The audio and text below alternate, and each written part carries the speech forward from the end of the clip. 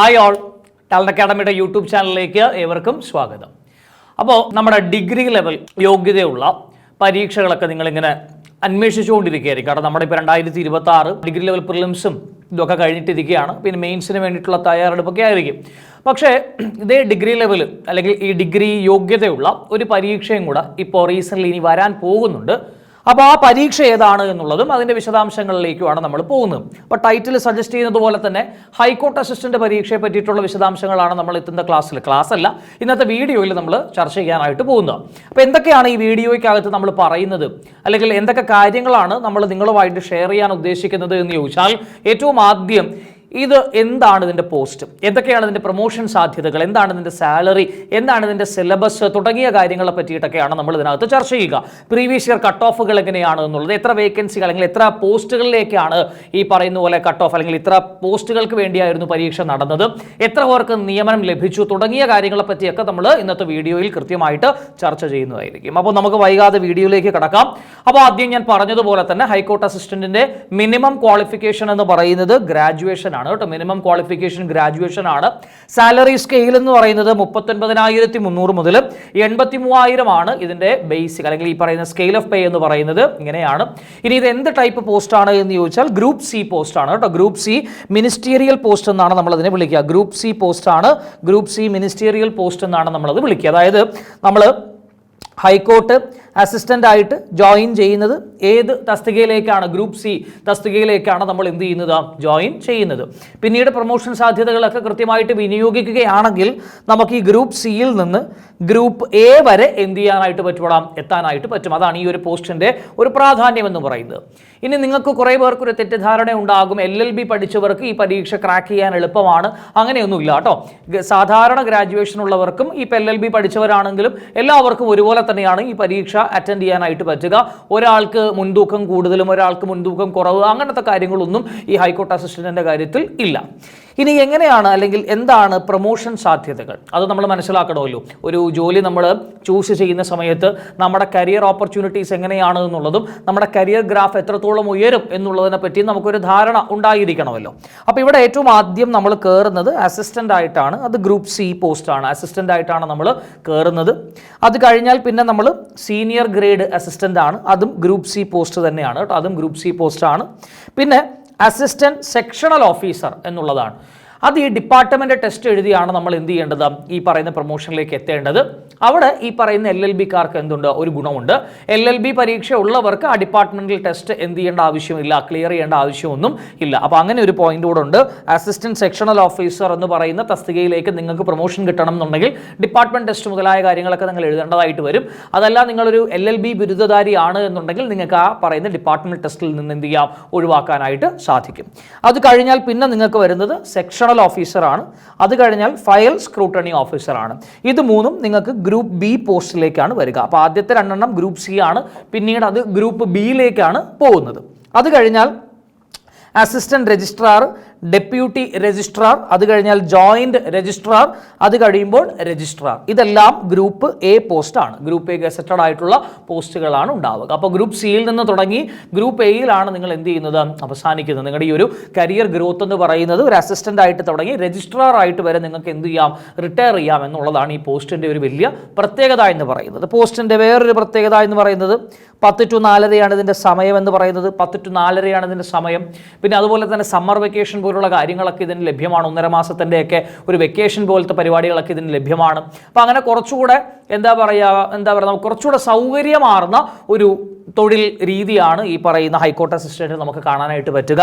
അതുപോലെ തന്നെ ഞാൻ ഓൾറെഡി പറഞ്ഞ ശമ്പള സ്കെയിൽ ഇത്രയാണ്. ഇതൊക്കെയാണ് നിങ്ങളുടെ ഒരു പ്രൊമോഷൻ സാധ്യത എന്ന് പറയുന്നത്. ഗ്രൂപ്പ് സിയിൽ നിന്ന് കയറി ഗ്രൂപ്പ് എ വരെ ആവാനുള്ളൊരു ചാൻസ് ഇതിനകത്ത് ഉണ്ട്. ഇനി നമുക്ക് ലാസ്റ്റ് ഇയറിൻ്റെ വേക്കൻസികൾ എങ്ങനെയായിരുന്നു എന്നുള്ളതും എത്ര പേരെയാണ് ഇതുപോലെ അപ്പോയിൻറ്റ് ചെയ്തത് എന്നുള്ളതിനെ പറ്റിയിട്ട് നമുക്ക് ചെറിയൊരു ധാരണ ഉണ്ടാക്കാം. അപ്പോൾ നമുക്ക് 2024 തുടങ്ങാം. 2 കൊല്ലം മുമ്പാണ്. 2024 കട്ട് ഓഫ് എന്ന് പറയുന്നത് 53.75 ആയിരുന്നു കട്ട് ഓഫ് എന്ന് പറയുന്നത്. അന്ന് 41 വേക്കൻസിക്കായിരുന്നു പരീക്ഷ നടന്നത് കേട്ടോ. 41 വേക്കൻസിക്കായിരുന്നു പരീക്ഷ നടന്നത്. 85ഓളം അപ്പോയിൻമെന്റുകൾ നടന്നിട്ടുണ്ട്. 85ഓളം അപ്പോയിൻമെന്റുകൾ നടന്നിട്ടുണ്ട് എന്നുള്ളത് നോട്ട് ചെയ്യുക. ഇനി 2021 കാര്യം നോക്കുക. കട്ട് ഓഫ് 63.25 ആയിരുന്നു. 55 വേക്കൻസികൾക്കായിരുന്നു പരീക്ഷ നടന്നതെങ്കിലും 130ഓളം നിയമന ശുപാർശകൾ എന്ത് ചെയ്തിട്ടുണ്ട്, പോയിട്ടുണ്ട് കേട്ടോ. നിയമന ശുപാർശകൾ പോയിട്ടുണ്ട് 130. അടുത്തത് 2018 ആണ്. 72.67 ആയിരുന്നു കട്ട് ഓഫ്. 38 വേക്കൻസികൾക്ക് വേണ്ടിയായിരുന്നു പരീക്ഷ. 118ഓളം അപ്പോയിൻമെന്റുകൾ ഉണ്ടായിരുന്നു. അപ്പോൾ വേക്കൻസികൾ അനുസരിച്ചല്ല അപ്പോയിൻമെന്റുകൾ നടക്കുന്നത് നിങ്ങൾക്ക് മനസ്സിലായി. എപ്പോഴും ഒരു ആൻറ്റിസിപ്പേറ്റഡ് വേക്കൻസീസ് ആണ് ഇവർ പറയാറ്. 42ഓളം ആൻറ്റിസിപ്പേറ്റഡ് വേക്കൻസീസ് എന്ന രീതിയിലാണ് ഇവർ കാര്യങ്ങൾ പറയാറ്. അതിൽ കൂടുതൽ നിയമനങ്ങൾ നടക്കുന്ന ഒരു പരീക്ഷ കൂടിയാണ് ഹൈക്കോർട്ട് അസിസ്റ്റന്റ് എന്ന് പറയുന്നത്. അപ്പോൾ ഇത് രണ്ടും ഒന്ന് നോട്ട് ചെയ്ത് വെച്ചേക്കണം കേട്ടോ. കട്ട് ഓഫ് അതുപോലെ തന്നെ അപ്പോയിൻമെന്റുകൾ വേക്കൻസിയേക്കാൾ ഡബിൾ ആയിട്ട് ഈ പറയുന്ന അപ്പോയിൻമെന്റുകൾ എന്ത് ചെയ്യാറുണ്ട്, നടക്കാറുണ്ട്. അതൊരു വലിയ ഗുണമാണ് അല്ലേ. സാധാരണ നമ്മൾ റാങ്ക് ലിസ്റ്റിൽ ഉൾപ്പെട്ടാലും ചിലപ്പോൾ അല്ലെങ്കിൽ കട്ട് ഓഫ് ക്ലിയർ ചെയ്താലും ചിലപ്പോൾ നമുക്ക് എന്ത് ചെയ്യണം എന്നില്ല, ജോലി കിട്ടണം എന്നില്ല. വേക്കൻസികളെക്കാൾ കൂടുതൽ ഈ പറയുന്നത് പോലെ ആൾക്കാരെ നിയമനത്തിന് എന്ത് ചെയ്യുന്നുണ്ട്, ഇവർ വിളിക്കുന്നുണ്ട്. 38 വേക്കൻസി പറഞ്ഞിടത്ത് 118ഉം 55 വേക്കൻസി പറഞ്ഞിടത്ത് 130ഉം അപ്പോയിൻമെന്റുകൾ എന്ത് ചെയ്തിട്ടുണ്ട്, അവർ നടത്തിയിട്ടുണ്ട്. ഇനി എങ്ങനെയാണ് ഈ പരീക്ഷയുടെ ഒരു ഘടന എന്നുള്ളത് നമ്മൾ കൃത്യമായിട്ടൊന്ന് മനസ്സിലാക്കണം. General English 50 മാർക്കിനാണ്. അതുപോലെ ജനറൽ നോളജ് 40 ചോദ്യങ്ങളുണ്ട്, 40 മാർക്കിന് തന്നെയാണ്. ബേസിക് മാത്സും റീസണിങ്ങും കൂടെ ചേർത്ത് 10, അതായത് രണ്ടും കൂടെ ചേർത്ത് 10 മാർക്കിനാണുള്ളത്. Total 100 mark. ടോട്ടൽ എത്ര മാർക്കാണ്? 100 മാർക്കിനാണ് പരീക്ഷ ഉള്ളത്. അപ്പോൾ മാത്സ് അല്ല, ജനറൽ നോളജ് 40, ഇംഗ്ലീഷ് 50, അതുപോലെ തന്നെ 10 മാർക്ക് നമ്മുടെ മാത്സ് അതുപോലെ തന്നെ റീസണിങ്ങിനാണ്. അപ്പോൾ ഇംഗ്ലീഷിനാണ് ഇവർ കൂടുതൽ എന്ത് കൊടുക്കുന്നത്, ഇമ്പോർട്ടൻസ് കൊടുക്കുന്നത് കേട്ടോ. ഇംഗ്ലീഷിനാണ് കൂടുതൽ ഇമ്പോർട്ടൻസ് കൊടുക്കുന്നത്. ഇതാണ് ഒരു ടയർ, അതായത് പേപ്പർ 1. രാവിലത്തെ പരീക്ഷ ഇതായിരിക്കും. പേപ്പർ 1 രാവിലെ, അതായത് രണ്ടും ഒരേ സമയത്താണ് കേട്ടോ. അതായത് ഒന്ന് കഴിഞ്ഞ് അടുത്തതുണ്ടാവും. 2 പേപ്പറുകളുണ്ട്. ഇതാണ് പേപ്പർ 1. ഇനി പേപ്പർ 2 എന്ന് പറയുന്നത്, സ്റ്റേജ് 2 എന്ന് പറയുന്നത് ഡിസ്ക്രിപ്റ്റീവ് എക്സാമിനേഷൻ ആയിരിക്കും. ഓക്കെ, അതായത് immediately after the objective test. ഈ 100 മാർക്കിൻ്റെ പരീക്ഷ എഴുതി ഉടൻ തന്നെ നിങ്ങൾക്ക് രണ്ടാമത്തെ സ്റ്റേജ് പരീക്ഷ ഉണ്ടായിരിക്കും. 60 മാർക്കാണ് ഈ പറയുന്ന ഡിസ്ക്രിപ്റ്റീവിൻ്റെ എന്തെന്ന് പറയുന്നത് മാർക്ക്, മാക്സിമം മാർക്ക് എന്ന് പറയുന്നത്. 60 മിനിറ്റും 60 മാർക്കും. 60 മിനിറ്റും 60 മാർക്കും ഒബ്ജക്റ്റീവ് അല്ല, ഡിസ്ക്രിപ്റ്റീവ് ആണ്. ഓക്കെ, സെപ്പറേറ്റ് ആൻസർ ഷീറ്റ്സ് അതിന് വേണ്ടി നിങ്ങൾക്ക് അവൈലബിൾ ആയിരിക്കും. പ്രസ് എഴുതാനായിട്ട് ചോദിക്കും. കോംപ്രിഹെൻഷൻ ഉണ്ടാകും. ഷോർട്ട് എസ്സേസ് ഉണ്ടാകും. There will be no cut off marks for descriptive exam. Descriptive എക്സാമിന് കട്ട് ഓഫ് മാർക്കുകൾ ഉണ്ടാവില്ല. ഓക്കെ, കട്ട് ഓഫ് മാർക്കുകൾ ഉണ്ടാവില്ല. ചിലപ്പോൾ ഒരു ഇൻ്റർവ്യൂ സ്റ്റേജും കൂടെ ഉണ്ടാവും കേട്ടോ. ചിലപ്പോൾ ഒരു ഇൻ്റർവ്യൂ സ്റ്റേജ് കൂടെ ഉണ്ടാവും. 3 ഘട്ടങ്ങളായിട്ടാണ് വരിക. പ്രിലിംസ് പോലെ, അതായത് ആദ്യഘട്ടം നമ്മൾ ഒബ്ജക്റ്റീവ്, പിന്നെ ഡിസ്ക്രിപ്റ്റീവ്, പിന്നെ ഒരു ഇൻ്റർവ്യൂ. ആ ഒരു രീതിയിലാണ് യൂഷ്വലി പോകാറ്. അപ്പോൾ ഈ 3 സ്റ്റേജുകൾ മറന്നു പോകരുത് കേട്ടോ. ഫസ്റ്റ് സ്റ്റേജ് എന്ന് പറയുന്നത് ഒബ്ജക്റ്റീവ് എക്സാം ആണ്, 100 മാർക്കിൻ്റെ പരീക്ഷ. അത് കഴിഞ്ഞാൽ പിന്നെ ഡിസ്ക്രിപ്റ്റീവ്, പിന്നെ ഇൻ്റർവ്യൂ, അങ്ങനെയാണ് പോകുന്നത്. ഇനി ഈ പറയുന്നത് പോലെ നമുക്ക് മാത്സിൻ്റെയും അതുപോലെ തന്നെ റീസണിങ്ങിൻ്റെയും ഒക്കെ സിലബസുകൾ എങ്ങനെയാണ്, അത് PSCയുമായിട്ട് എന്തെങ്കിലുമൊക്കെ മാച്ച് ഉണ്ടോ എന്ന് ചോദിച്ചാൽ നമുക്കതൊന്ന് പരിശോധിച്ച് നോക്കാം. പൈപ്സും സിസ്റ്റേൺസും നമ്മൾ PSCയിലും പഠിക്കുന്നതാണ്. നമ്പർ സിസ്റ്റവും നമ്മൾ PSCയിൽ പഠിക്കുന്നതാണ്. ഈ പറയുന്ന പെർമ്യൂട്ടേഷനും കോമ്പിനേഷനും അത്ര അങ്ങോട്ട് നമ്മൾ പഠിക്കാറൊന്നുമില്ല. ഇതും നമ്മൾ എന്ത് ചെയ്യാറില്ല, പഠിക്കാറില്ല. കേസ്ലെറ്റ് ഫോമും നമ്മൾ പഠിക്കാറില്ല.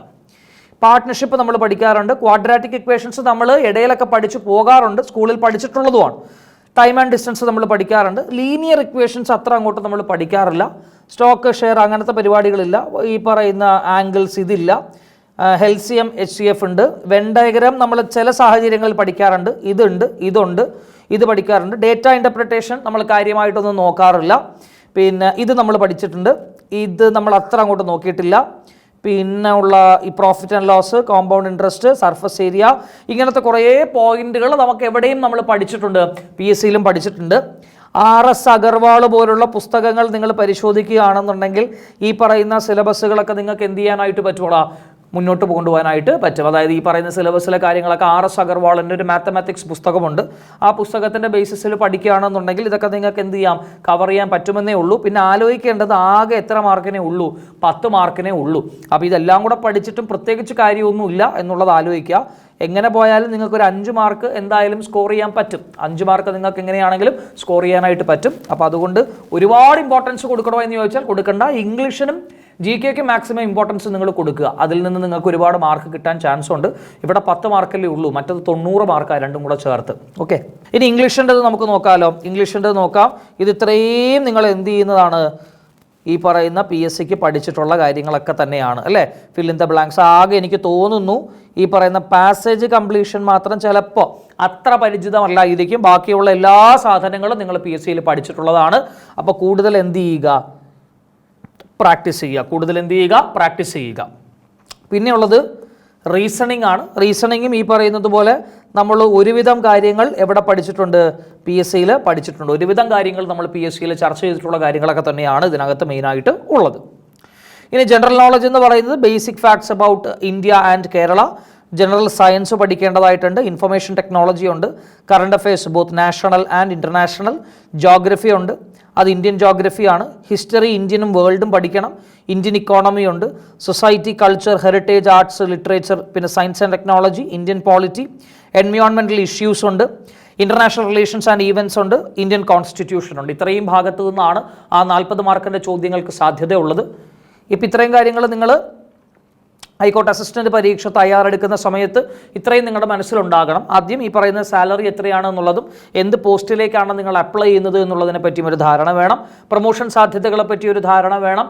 LLB ഡിഗ്രി ഉണ്ടാകുമ്പോൾ എന്താണ് ഗുണം, അതും നിങ്ങളൊന്ന് ഓർത്ത് വെക്കേണ്ടതായിട്ടുണ്ട്. ഇല്ലാന്നുണ്ടെങ്കിൽ ഡിപ്പാർട്ട്മെൻറ്റൽ ടെസ്റ്റ് എഴുതണം, അത്രയേ ഉള്ളൂ, വേറെ പ്രശ്നമൊന്നുമില്ല. പിന്നെ കട്ട് ഓഫുകൾ കൃത്യമായിട്ട് അനലൈസ് ചെയ്യുക. 41 വേക്കൻസി ഉണ്ടായിരുന്നപ്പോഴും 55, 38 വേക്കൻസികളൊക്കെ ഉണ്ടായിരുന്നപ്പോൾ കട്ട് ഓഫുകൾ എങ്ങനെയായിരുന്നു എന്നുള്ളതിനെ പറ്റിയിട്ട് ധാരണ ഉണ്ടാക്കിയെടുക്കുക. പിന്നെ മാർക്കുകളുടെ ഡിസ്ട്രിബ്യൂഷൻ കൃത്യമായിട്ട് മനസ്സിലാക്കുക. കുറച്ച് മാർക്കുള്ളതിന് കുറച്ച് സ്ട്രെസ്സ് കൊടുത്താൽ മതി, കൂടുതൽ മാർക്കുള്ളതിന് കൂടുതൽ സ്ട്രെസ്സ് കൊടുക്കുക.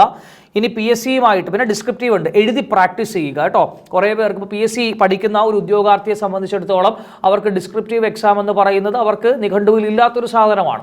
അപ്പോൾ ഡിസ്ക്രിപ്റ്റീവ് എക്സാം PSC തയ്യാറെടുക്കുന്നവരാണ് എന്നുണ്ടെങ്കിൽ, നിങ്ങൾ ഹൈക്കോർട്ടിന് വേണ്ടി കൂടെ തയ്യാറെടുക്കുന്നവരാണെങ്കിൽ നിങ്ങൾ ഡിസ്ക്രിപ്റ്റീവ് എഴുതി ശ്രമിച്ചു തുടങ്ങുക ഇപ്പം തന്നെ. കാരണം ഡിസ്ക്രിപ്റ്റീവ് എഴുതാനാണ് നമുക്ക് പാട്. ഈ 60 മിനിറ്റിനുള്ളിൽ 60 മാർക്കിൻ്റെ ഡിസ്ക്രിപ്റ്റീവ് എക്സാം എഴുതുക എന്ന് പറഞ്ഞു കഴിഞ്ഞാൽ ഇച്ചിരി ബുദ്ധിമുട്ടുള്ള കാര്യമാണ്. അപ്പോൾ അതുകൊണ്ട് അത് എഴുതി എന്ത് ചെയ്യുക, പരിശീലിക്കുക. അവിടെയാണ് നമ്മുടെ മാർക്കുകൾ വേരി ചെയ്യാൻ സാധ്യത ഉള്ളത്. ഇനി നമുക്ക് അടുത്തതുള്ളത് ഈ പറയുന്ന മാത്സ് ആണ്. മാത്സും ഇംഗ്ലീഷും ഈ പറയുന്ന GKയും നിങ്ങൾ PSC പഠിക്കുന്നവരാണ് എന്നുണ്ടെങ്കിൽ അതുമായിട്ട് എന്ത് ചെയ്യുക, ഒന്ന് കമ്പയർ ചെയ്യുക. അപ്പോൾ കമ്പയർ ചെയ്ത് കഴിയുമ്പോഴത്തേക്ക് നിങ്ങൾക്ക് എന്ത് ചെയ്യാനായിട്ട് പറ്റും, ആവശ്യമുള്ള പോർഷൻസ് നിങ്ങൾക്ക് തീരെ അറിഞ്ഞുകൂടാത്ത പോർഷൻസ് ഒക്കെ ആയിട്ട് ഡിവൈഡ് ചെയ്ത് നിങ്ങൾക്ക് എന്ത് ചെയ്യാം, പഠിക്കാനായിട്ട് പറ്റും. നിങ്ങൾ പഠിക്കുന്ന സമയത്ത് എപ്പോഴും നിങ്ങളുടെ കയ്യിൽ ഒരു ബ്ലാക്ക് ബോക്സ് ഉണ്ടായിരിക്കണം കേട്ടോ. എപ്പോഴും ഒരു ബ്ലാക്ക് ബോക്സ് ഉണ്ടായിരിക്കണം. അതായത് സിലബസിനകത്തുള്ള കാര്യങ്ങൾ പഠിച്ച് കഴിഞ്ഞ് നിങ്ങൾ ചിലപ്പോൾ പരീക്ഷ എഴുതുമായിരിക്കാം, ചിലപ്പോൾ റിവൈസ് ചെയ്യുമായിരിക്കാം, ആരെങ്കിലും നിങ്ങളോട് ചോദ്യങ്ങൾ ചോദിക്കുമായിരിക്കാം. അത്തരം സന്ദർഭങ്ങളിൽ നിങ്ങൾ ഉത്തരം പറയാത്ത സാഹചര്യങ്ങൾ ഉണ്ടാവാം, ഉത്തരങ്ങൾ തെറ്റിക്കുന്ന സാഹചര്യങ്ങൾ ഉണ്ടാവാം. ആ തെറ്റിയ ഉത്തരങ്ങളും പറയാത്ത ഉത്തരങ്ങളും എല്ലാം നിങ്ങൾ ഏത് ബോക്സിനകത്ത് എഴുതിയിട്ടിരിക്കണം, ഈ ബ്ലാക്ക് ബോക്സ് എന്ന് പറയുന്ന പുസ്തകത്തിനകത്ത്, സെപ്പറേറ്റ് ഒരു പുസ്തകത്തിനകത്ത് എഴുതിയിട്ടിരിക്കണം. ആ ബ്ലാക്ക് ബോക്സിനകത്തുള്ള കാര്യങ്ങൾക്ക് നിങ്ങൾ എന്ത് കൊടുത്താൽ മതി, കൂടുതൽ സ്ട്രെസ് കൊടുത്താൽ മതി. അപ്പോൾ നിങ്ങളുടെ ബ്ലാക്ക് ബോക്സ് എന്ത് ചെയ്യണം, കുറച്ചുകൊണ്ട് വരണം. ബ്ലാക്ക് ബോക്സിലെ പേജുകൾ കുറച്ച് എന്ത് ചെയ്യണം, കൊണ്ടുവരണം. അങ്ങനെയാണ് നമ്മൾ നമ്മുടെ പഠനത്തെ എന്ത് ചെയ്യേണ്ടത്, വിലയിരുത്തേണ്ടത്. അപ്പോൾ അത്രയും കാര്യങ്ങളൊക്കെ ഒന്ന് നോട്ട് ചെയ്ത് വെച്ചേക്കുക. കട്ട് ഓഫ് മറ്റു കാര്യങ്ങളും ഒക്കെ ഇതിനകത്ത് നമ്മൾ ഡിസ്കസ് ചെയ്യുന്നുണ്ട്. അതുപോലെ നമ്മുടെ ഹൈക്കോർട്ട് അസിസ്റ്റന്റുമായി ബന്ധപ്പെട്ടുകൊണ്ട് നമ്മുടെ റാങ്ക് ഫയൽ പുറത്തിറക്കുന്നുണ്ട്. ഈ പറയുന്ന സിലബസ് ഓറിയന്റഡ് ആയിട്ടുള്ളതും പ്രീവിയസ് ഇയർ ക്വസ്റ്റ്യൻ പേപ്പേഴ്സും ഒക്കെ ഇൻക്ലൂഡ് ചെയ്തുകൊണ്ട് ഒരു റാങ്ക് ഫയൽ നമ്മൾ പബ്ലിഷ് ചെയ്യാൻ താല്പര്യപ്പെടുന്നുണ്ട്, അല്ലെങ്കിൽ പബ്ലിഷ് ചെയ്യാൻ പോകുന്നുണ്ട്. അപ്പോൾ ആ പറയുന്ന റാങ്ക് ഫയലുമായി ബന്ധപ്പെട്ടുകൊണ്ടുള്ള വിശദാംശങ്ങൾ അറിയണമെന്നുണ്ടെങ്കിലും ഈ പറയുന്ന താഴെ കാണുന്ന നമ്പറിലോ എന്തെങ്കിലും നിങ്ങൾ എന്ത് ചെയ്താൽ മതി, കോൺടാക്ട് ചെയ്താൽ മതി. അപ്പോൾ തയ്യാറെടുക്കുന്ന എല്ലാവർക്കും ഇപ്പോഴേ ഒരു വിജയാശംസകൾ ഞാൻ നേരുകയാണ്. അപ്പോൾ എല്ലാവർക്കും നന്നായിട്ട് പ്രിപ്പയർ ചെയ്യാൻ പറ്റട്ടെ, പരീക്ഷ നല്ലതുപോലെ അറ്റൻഡ് ചെയ്യാനായിട്ട് പറ്റട്ടെ, ജോലി കിട്ടട്ടെ. അപ്പോൾ ജോലി കിട്ടിയിട്ട് ഇതേപോലെ നിങ്ങളെ എന്ത് ചെയ്യട്ടെ, ഹൈക്കോർട്ടിലൊക്കെ കാണാൻ പറ്റട്ടെ എന്ന് ആശംസിക്കുന്നു. അപ്പോൾ നമുക്ക് അടുത്ത വീഡിയോയുമായിട്ട് വീണ്ടും കണ്ടുമുട്ടാം. അപ്പോൾ ഓക്കെ, ബൈ.